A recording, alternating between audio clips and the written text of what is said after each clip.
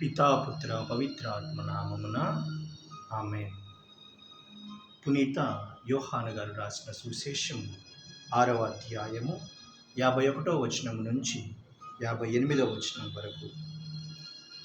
పరలోకము నుండి దిగి వచ్చిన జీవము గల ఆహారమును నేనే.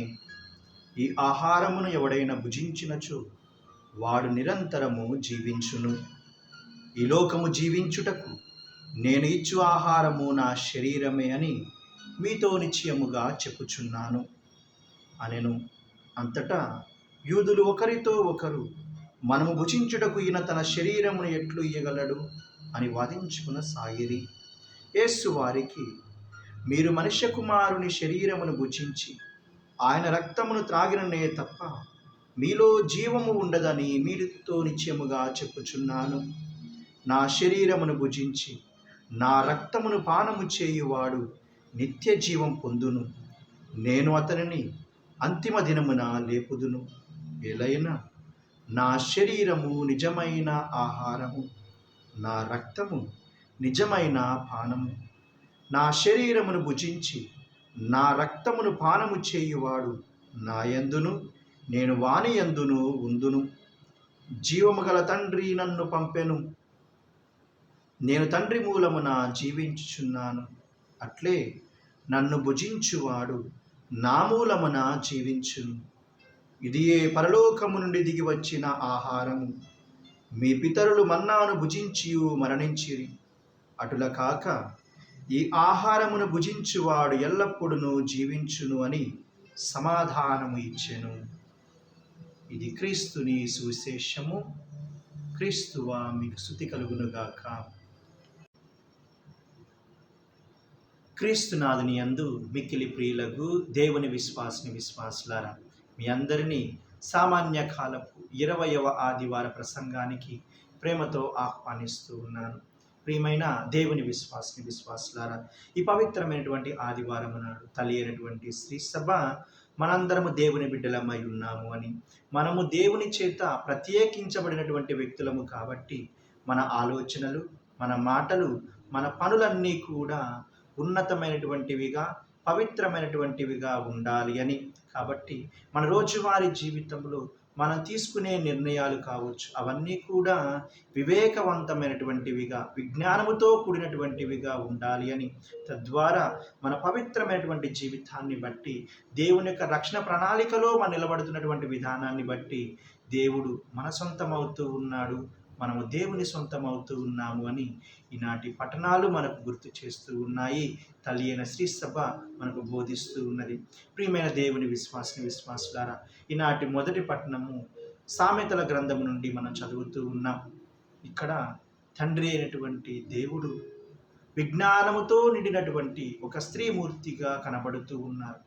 ఆయన ఒక పరమ విందును ఏర్పాటు చేస్తూ ఈ పరమ విందుకు అజ్ఞానులను, అవివేకులను, పాపాత్ములను, మూర్ఖులందరినీ కూడా ఆహ్వానిస్తూ ఉన్నారు. ఆహ్వానిస్తూ చివరి అవకాశంగా వారితో చెప్తూ ఉన్నారు, మీరు మీ పాత జీవితాన్ని, మీ పాపపు జీవితాన్ని, మీ మూర్ఖపు మార్గాలను విడిచిపెట్టినట్లయితే మీరు బ్రతుకుతారు అని వారికి వాగ్దానం చేస్తూ ఉన్నారు. అదేవిధంగా ఈనాటి 2వ పఠనము పునీత పౌలు గారు ఎఫెసీయులకు రాసినటువంటి లేఖ 5వ అధ్యాయము 15వ వచనం నుంచి 20వ వచనం వరకు మనం చదువుతూ ఉన్నాం. ఇక్కడ దేవుని యొక్క చిత్తాన్ని అనుసరించి జీవించటమే, దేవుని యొక్క ప్రణాళికలలో ఉండటమే విజ్ఞానము అని, వివేకము అని సూచిస్తూ ఉన్నది. దేవుని యొక్క ప్రణాళికను వక్రీకరించటము, దేవుని యొక్క ఉద్దేశాన్ని మనము విడిచిపెట్టడం అనేది పాపాన్ని సూచిస్తూ ఉన్నది అని పఠనము ద్వారా మనం గ్రహిస్తున్నటువంటి సత్యం. ప్రియమైన దేవుని విశ్వాసులారా, ఈ లోక తీరుని పునీత పౌలు గారు ఏమని వివరిస్తూ ఉన్నారు అని అంటే, ఇది పాపభూయిష్టమైనటువంటి లోకమై ఉన్నది అని, ఈ దినములు అనేవి చెడ్డ దినాలుగా మారిపోతూ ఉన్నాయి అని, సాటి మనిషిని నమ్మలేనటువంటి పరిస్థితిలోకి మనం వెళ్ళిపోతున్నటువంటి ఒక గడ్డు కాలంలో మనం ప్రవేశిస్తూ ఉన్నాము అని, ఈ లోకంలో మనం జీవిస్తూ ఉన్నప్పుడు పాపము పెరిగిపోతున్నటువంటి క్రమంలో మనము దేవుని బిడ్డలముగా ఎటువైపు మన అడుగులు వేయాలి, ఎలా మన జీవితాన్ని జీవించాలి అని అంటే, మనము ఆత్మలో పరిపూర్ణులమవుతూ దేవుని యొక్క చిత్తానికి తగు రీతిలో మనము స్పందిస్తూ విశ్వాసులముగా ప్రార్థనాయుత జీవితాన్ని జీవించాలి అని, దేవుని యొక్క మాట ప్రకారంగా మనము జీవించాలి అని రెండవ పట్టణము ద్వారా మనం గ్రహిస్తున్నటువంటి సత్యము. అదేవిధంగా ఈనాటి సువిశేష పట్టణములో క్రీస్తు ప్రభువు ఒక వేదముతో కూడినటువంటి బోధ చేస్తూ ఉన్నాడు. ఆయన పరలోకము నుండి దిగి వచ్చినటువంటి జీవ ఆహారము అని. ఎవరైతే ఈ పరలోకం నుండి దిగి వచ్చినటువంటి ఈ జీవ ఆహారాన్ని స్వీకరిస్తూ ఉంటారు, ఆరగిస్తూ ఉంటారు, భుజిస్తూ ఉంటారు, వారు నిత్య జీవితులుగా మారుతూ ఉంటారు అని. తన శరీర రక్తాలు స్వీకరిస్తేనే తప్ప నిత్య జీవము ఉండదు అని యేసు ప్రభు ఖరాఖండిగా చెప్తూ ఉన్నారు. ప్రియమైన దేవుని విశ్వాసులారా, ప్రస్తుతం మనము అత్యాధునికమైనటువంటి ప్రపంచంలో ఉన్నాము. ఇది ఒక పోటీ ప్రపంచంగా మారిపోతూ ఉన్నది. ప్రియమైన దేవుని విశ్వాసులారా, ఈ పోటీ ప్రపంచంలో, ఈ అత్యాధునికమైనటువంటి ప్రపంచంలో మనిషి ఎప్పటికప్పుడు తనను తాను నిరూపించుకోవటానికి, తనను తాను ప్రదర్శించుకోవటానికి ఎన్నో ప్రయత్నాలు చేస్తూ ఉన్నాడు. ఎంతో జ్ఞానాన్ని సంపాదిస్తూ ఉన్నాడు. మనిషి ఎంత ఆధునికంగా పెరిగిపోతున్నప్పటికీ, ఎంత జ్ఞానాన్ని ఆర్జిస్తూ ఉన్నప్పటికీ, మనిషి కనుగొనలేనటువంటి జ్ఞానము ఇంకెంతో ఉన్నది అని ఈ ప్రపంచాన్ని చూస్తూ ఉన్నప్పుడు మనకు కనబడుతూ ఉన్నది, అర్థమవుతున్నటువంటి గొప్ప సత్యము. ఎందుకనంటే ప్రతిరోజు ఒక క్రొత్త అంశాన్ని గురించి మనం వింటూనే ఉన్నాం. అది ఒక క్రొత్త అంశం అవుతూ ఉన్నది అని అంటే అది అప్పుడు మనిషి చేత కనుగొనబడుతూ ఉన్నది, కానీ ఎప్పటి నుండో ఉన్నటువంటిది. ఈ సత్యం మనం గ్రహించాలి. ఇదే అంశాన్ని ఈనాటి సువిశేష పట్టణంలో క్రీస్తు భగవానుడు తెలియచేస్తూ ఉన్నాడు. సర్వానికి మూలము దేవుడై ఉన్నాడు అని, సర్వ జీవకోటికి ఆధారము దేవుడై ఉన్నాడు అని, సర్వ జీవకోటికి మనుగడ దేవునిలోనే ఉన్నది అన్న సత్యాన్ని యేసు ప్రభు బోధిస్తూ ఉన్నారు. ప్రియమైన దేవుని విశ్వాసులారా, ఈ సర్వ సృష్టిని చూస్తూ ఉన్నప్పుడు మనకు అర్థమవుతున్నటువంటి గొప్ప సత్యాలు ఎన్నో దీన్ని యథార్థమని నిరూపిస్తూ ఉన్నాయి. ప్రియ దేవుని విశ్వాసులారా, సర్వ సృష్టిని సృష్టించేటప్పుడు దేవుడు తన నోటి వాక్కుతో కలుగునుగాక అని అంటూ ఉన్నాడు.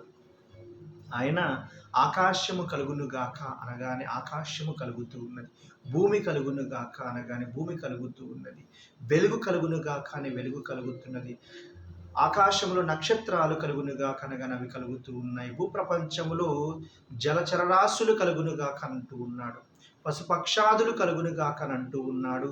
అదేవిధంగా అవి జరగబడుతూ ఉన్నాయి. ప్రియ దేవుని విశ్వాసులారా, మన బైబిల్ గ్రంథ ప్రకారంగా ఈ సృష్టిలో ప్రతిదీ దేవుని యొక్క మాట ద్వారా వచ్చినది అని, దేవుని యొక్క శక్తివంతమైనటువంటి వాక్కులో నుంచే అవి సృష్టించబడి ఉన్నాయని మనం గ్రహిస్తూ ఉన్నాం. ప్రియ దేవుని విశ్వాసులారా, దేవుని యొక్క వాక్కు ఎంతో శక్తివంతమై ఉన్నది అని గ్రంథ ప్రారంభములోనే, బైబిల్ గ్రంథ ప్రారంభంలోనే మనం గ్రహిస్తున్నటువంటి సత్యము. దేవుడు కలుగునుగాక అని చెప్పటానికి ముందు తనలో తాను అనుకుంటూ ఉన్నాడు. తన మహాజ్ఞానముతోటి, తన మహాచిత్తముతోటి, తన మహా ఉద్దేశాన్ని బట్టి ఇది చేయాలి అని అనుకుంటూ ఉన్నాడు. ఈ విధంగా సృష్టింపబడటానికి ముందే ఆ సృష్టిలో జ్ఞానము పొందిపరచబడి ఉన్నది, జ్ఞానము అందులో ఇమిడి ఉన్నది. దేవుని యొక్క జ్ఞానములో నుంచి, దేవుని యొక్క మాట ద్వారా ప్రతిదీ కూడా సృష్టించబడుతూ ఉన్నది.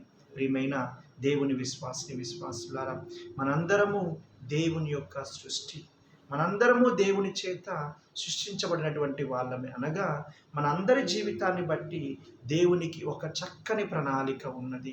దేవుని యొక్క ఉద్దేశం ఏంటో గ్రహించటము, తగు రీతిలో ఉన్నతమైనటువంటి జీవితాన్ని జీవించటమే మనం చేయాల్సినటువంటి అతి శ్రేష్టమైనటువంటి పని.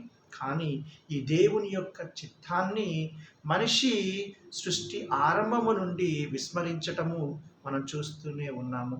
అవ్వ ఆదాములు, దేవుడు మహాజ్ఞానంతో వాళ్ళతో చెప్తూ ఉన్నాడు, ఏదోను వనంలో ఏ చెట్టు పండైనా తినండి, కానీ ఈ ఏదోను తోట మధ్యలో ఉన్నటువంటి ఈ చెట్టు పండు మాత్రం తినవద్దు అని.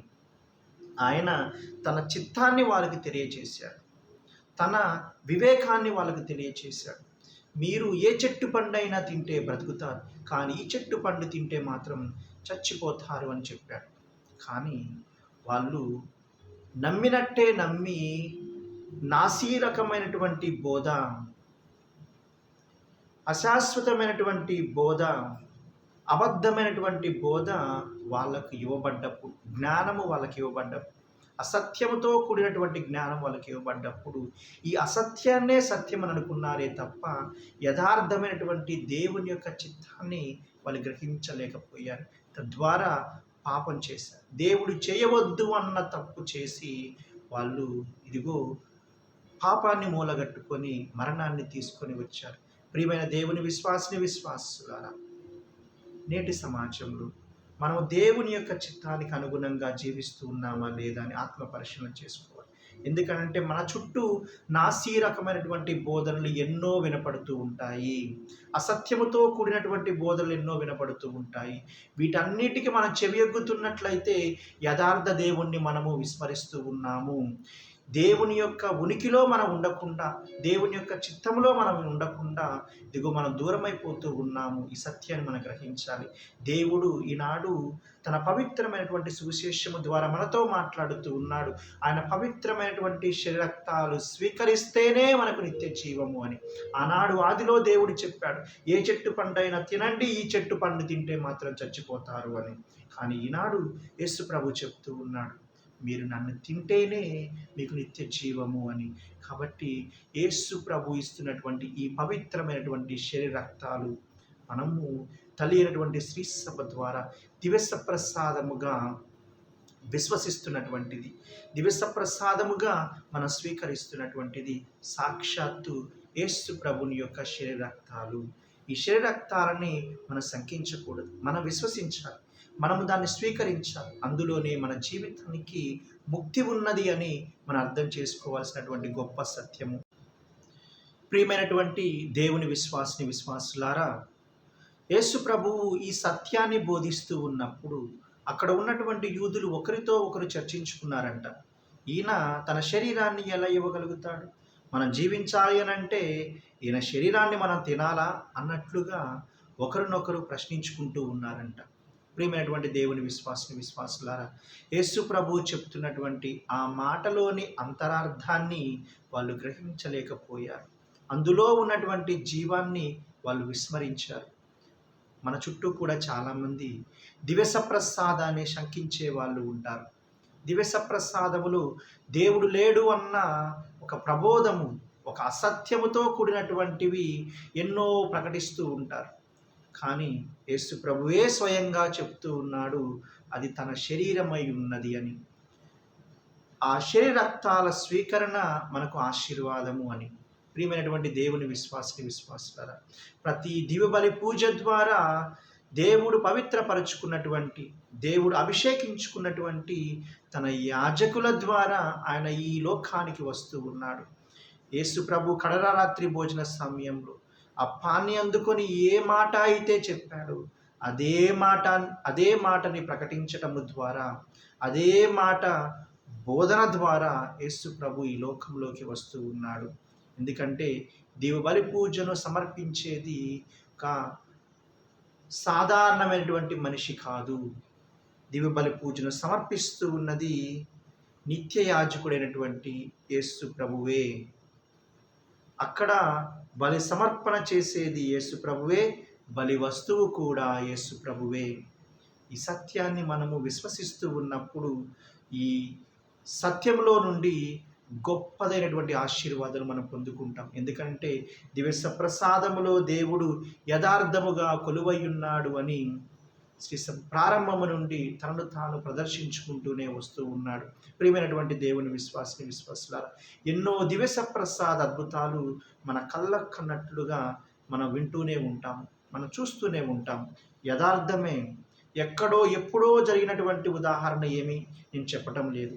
గత కొద్ది రోజుల క్రితము, పోయిన నెల కేరళ రాష్ట్రంలో జరిగినటువంటి ఒక అద్భుతమే.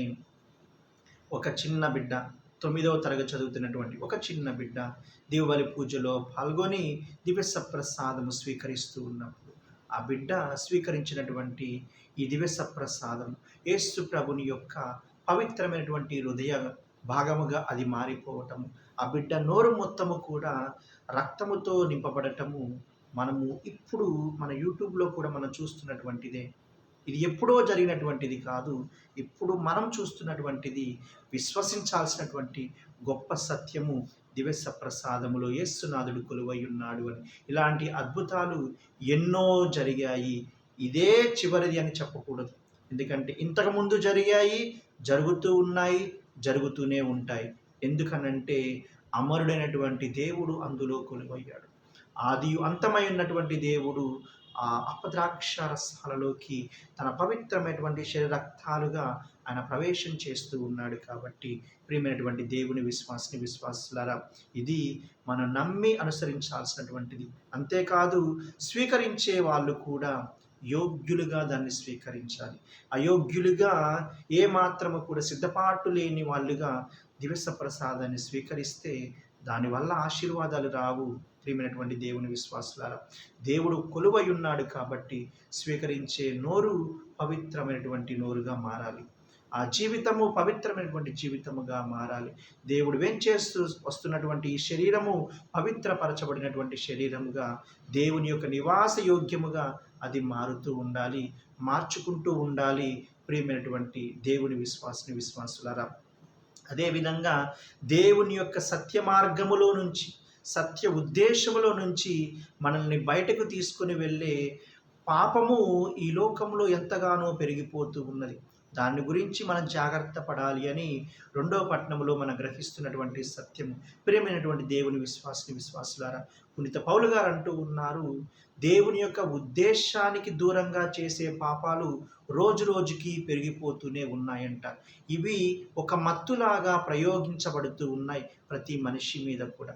ప్రతి మనిషి ఇప్పుడు ఒక మత్తులోకి వెళ్ళిపోతూ ఉన్నాడు. తన యొక్క యథార్థతలో నుంచి మనిషి అపోహపూరితమైనటువంటి మత్తులోకి వెళ్ళిపోతూ ఉన్నాడు. మనిషి తానే ఏర్పాటు చేసుకున్నటువంటి కొన్ని విషయాలలోకి ఆయన మత్తులోకి ప్రవేశం చేస్తూ ఉన్నాడు. ప్రియ దేవుని విశ్వాసులారా, మనిషి డబ్బు అనే మత్తులోకి వెళ్ళిపోతూ ఉన్నాడు, అందం అనే మత్తులోకి వెళ్ళిపోతూ ఉన్నాడు, అహంకారము అధికారము అనే మత్తులోకి వెళ్ళిపోతూ ఉన్నాడు, తిండి తిప్పలనే మత్తులోకి వెళ్ళిపోతూ ఉన్నాడు. ఈ విధంగా చెప్పుకుంటా పోతే ప్రియమైనటువంటి దేవుని విశ్వాసులారా, మనిషిని ప్రలోభపెట్టి, మనిషిని ఎదగనివ్వకుండా, మనిషిని శాశ్వత జీవిగా మార్చకుండా అడ్డంకిగా మారుతున్న ప్రతి పాపము ఒక మత్తుగానే మిగిలిపోతూ ఉన్నది. ఈ మత్తు దేని వలన వస్తూ ఉన్నది అంటే మనిషికి కలుగుతున్నటువంటి భయాందోళన వలన. భయం కలిగినప్పుడే, ఆందోళన కలిగినప్పుడే అందులో నుంచి బయటపడటానికి మనిషి తనను తానుగా ఒక మత్తును తయారు చేసుకుంటూ ఉంటాడు. ఒక దాని నుంచి పారిపోవటానికి ఇంకొక దానికి మనిషి బానిసగా మారిపోతూ ఉన్నాడు. మనము బానిసలము కాదు అనేది యేసు ప్రభుని యొక్క ఉద్దేశం, యేసు ప్రభుని యొక్క చిత్తము, యేసు ప్రభుని యొక్క మాట. మనం బానిసలము కాదు, మనము ఆయన యొక్క ప్రియమైనటువంటి వాళ్ళము, ఆయన కొరకు ప్రత్యేకించబడినటువంటి వాళ్ళము, ఆయనే పిలుచుకున్నటువంటి పవిత్రమైనటువంటి జనము. కాబట్టి మన రోజువారీ జీవితంలో మనము పాపానికి ప్రాధాన్యత ఇవ్వకుండా దేవుని యొక్క చిత్తానికి మనం ప్రాధాన్యతనివ్వాలి. మనము ఆత్మలో ఎదుగుతూ ఉన్నప్పుడే, మన ఆత్మలో బలపడుతూ ఉన్నప్పుడే ఆ పవిత్ర ఆత్మ సర్వేశ్వరుడు మాత్రమే ఈ జీవము వైపు మనము అడుగులు వేయటానికి మనకు మార్గాన్ని చూపిస్తూ ఉంటాడు. పవిత్రాత్మ సర్వేశ్వరుని యొక్క తోడ్పాటుతోటి ఈ యొక్క పవిత్రమైనటువంటి ఆదివారం నాడు దివ్య సప్రసాదాన్ని అతి ఉన్నతంగా స్వీకరిస్తూ దేవుని యొక్క ఉద్దేశ ప్రకారంగా జీవించటానికి అందరం ప్రయత్నం చేద్దాం. దేవాదేవుడు మనల్ని, మన కుటుంబాలని అమితంగా దీవించి కాచి కాపాడునుగాక. ఆమేన్.